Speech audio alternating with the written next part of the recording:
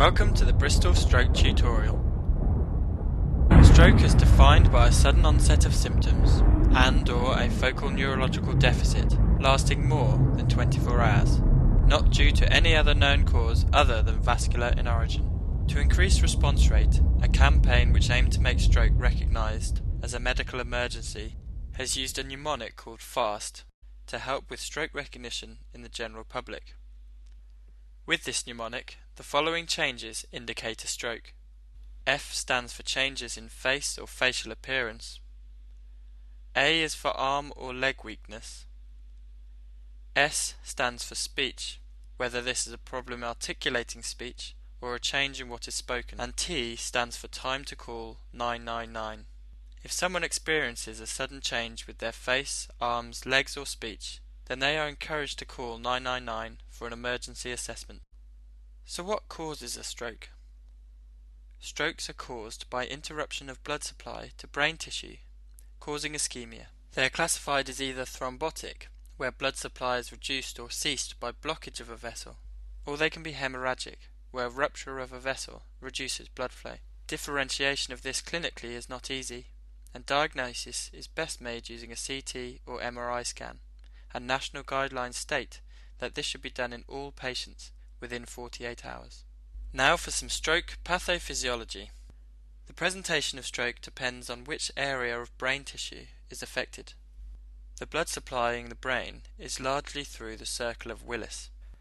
Three main arterial blood supplies leave here: the anterior cerebral artery, the middle cerebral artery, and the posterior cerebral artery. The anterior cerebral artery supplies the medial surfaces of the frontal and parietal lobes, the anterior 4/5 of the corpus callosum, the front basal cerebral cortex, and the anterior diencephalon and deep structures.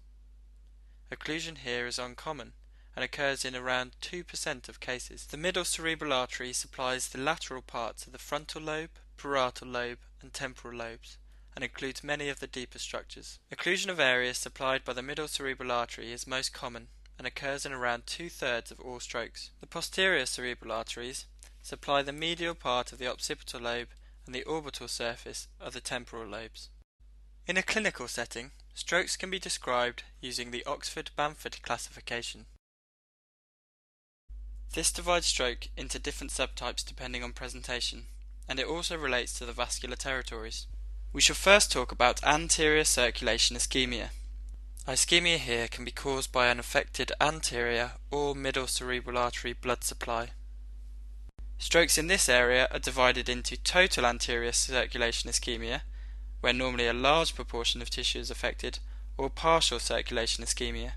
Total anterior circulation ischemia is defined as having all of the following three features: motor and sensory deficit, which is more than 2/3 of the body area on one side. This can include the face, upper limb and lower limb.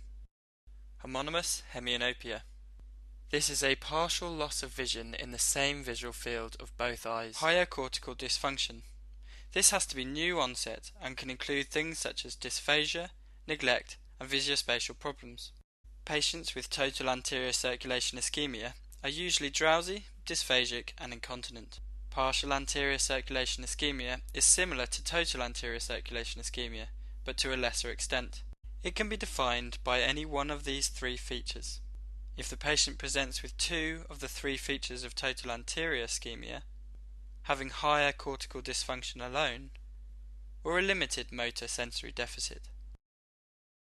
A posterior circulation infarct presents differently to the anterior circulation infarct and is defined if the patient presents with either a cranial nerve palsy and contralateral motor sensory deficit, bilateral motor or sensory deficit, conjugate eye movement problems, cerebellar dysfunction without ipsilateral long tract signs, or isolated homonymous hemianopia. A lacuna stroke is usually caused when only a small area of brain tissue is affected and can have specific symptoms confined to one modality, such as any one of these: a pure motor stroke, or a pure sensory stroke, or a sensory motor stroke, which is more than 2/3 of the face, arm and leg, or an ataxic hemiparesis. Prevalence. An estimated 150,000 people in the UK have a stroke each year. It is the third most common cause of death in the UK and an important cause of adult onset disability. It is also estimated that around 5% of the NHS budget is used to treat and manage stroke each year. Prognosis.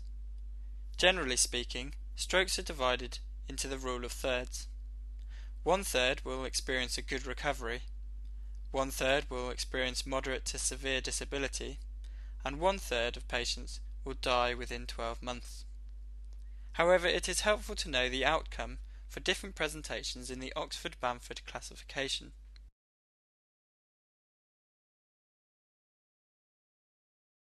We will look at the 1-year mortality rate and the 1-year reoccurrence rate for each of the 4 presentations of the Oxford-Bamford classification. A total anterior circulatory infarct has a 60% 1-year mortality rate. It has a 6% 1-year reoccurrence rate. A partial anterior circulatory infarct has a 16% 1-year mortality rate with a 17% 1-year reoccurrence rate. This is high early on. A posterior circulatory infarct has 11% 1-year mortality rate with a 9% 1-year reoccurrence rate. A lacunar circulatory infarct has a 19% 1-year mortality rate with a 20% 1-year reoccurrence rate. Stroke management.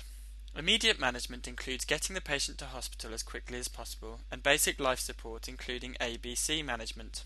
If patient presents within 3 hours of the onset of symptoms, there are certain situations where thrombolytic drugs can be used to aid recovery. A specialist stroke physician should decide this course of management with reference to a patient's history, examination, and CT result findings.